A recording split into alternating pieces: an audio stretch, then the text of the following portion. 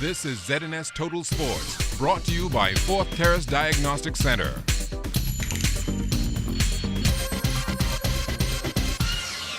Good evening, Bahamas. Welcome to sports. I'm Jared Higgs. Topping sports, our under-17 girls basketball team are all done with their campaign at the FIBA Under-17 Women's Central Basket Tournament. Yesterday, they faced off against a tough Guatemala side for a chance at 5th place. It was another tough test for Team Bahamas taking on a physical Guatemala side.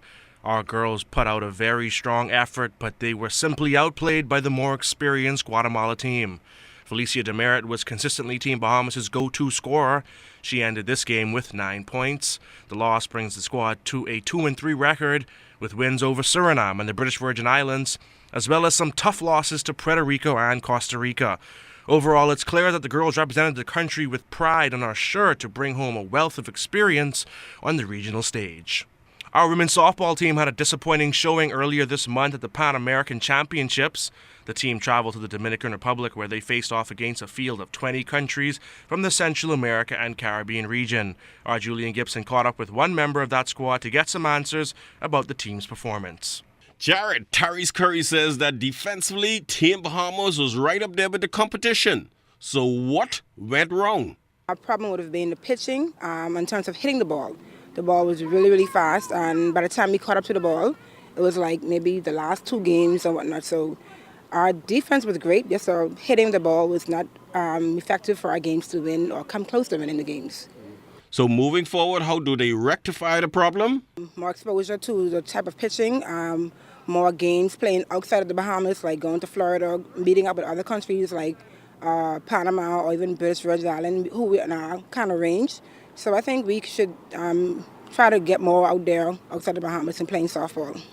Was that a downfall? The team just coming together 1 month, and teams you all played, they've been to 2 and 3 tournaments before they even get there. I guess it was not really a downfall, like getting chemistry, because the girls, we really worked together and we had a good bond.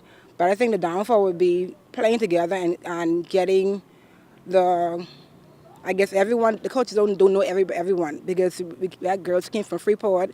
We had 2, one who came from the U.S. We never met them before.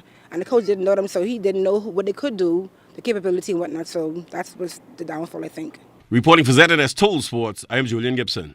The Bahamas is all set to send a team to the CAC Bodybuilding and Fitness Championships at the end of September. That tournament is set to take place in Mexico. Bahamas Bodybuilding and Fitness Federation Executive Nardo Dean says the tournament is a fantastic opportunity for some members of the young team to earn a much-needed accreditation. You're going to be able to get some pro cards at the CAC Championships. Gladly enough, now they're offering more pro cards than they used to, like they used to back in our time. In our time, it was like 1 pro card ladies, 1 pro card men, and that was it. You had to win overall to get that. But now I'm thinking they're saying the consistency of these athletes coming year after year, that are winning their divisions year after year and still not getting the opportunity to get a pro card. So comparing us to a lot of the MPC shows and pre-qualifiers on the U.S. circuit, from a Caribbean regional standpoint, I think they're now allowing the Caribbean athletes to really get their pro cards on a more consistent basis from competition to competition, now to put us on the scene. Because a lot of our Caribbean athletes would compete in the Caribbean here, and then they'd want to go in a U.S. show just to get a pro card, when they were quite eligible for it and have the physique and the ability and the potential to attain that same credit and that same pro card right here in the Caribbean. And the Dynamos Football Club getting ready for the 2017-2018 season. They're holding training sessions on Saturday afternoons ahead of an October start to the season. Striker Dwayne Wiley says there's only one aim.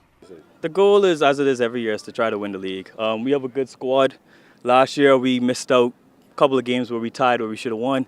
So this year we'll come in with confidence, thinking that if we do our job and we stick to our task, we'll finish top of the league. How tough you think it's going to be for the team this year? Every year is tough. I mean, we have a couple of good teams in the league, and it's about how you play on the day. At the end of the day, any team can beat any team in the league. There's no team that I think dominates every game day in, day out. So I think we have a chance in every game, and it's just about performing. And that'll do it for sports. Once again, I'm Jared Higgs. Stay tuned and check on weather still to come.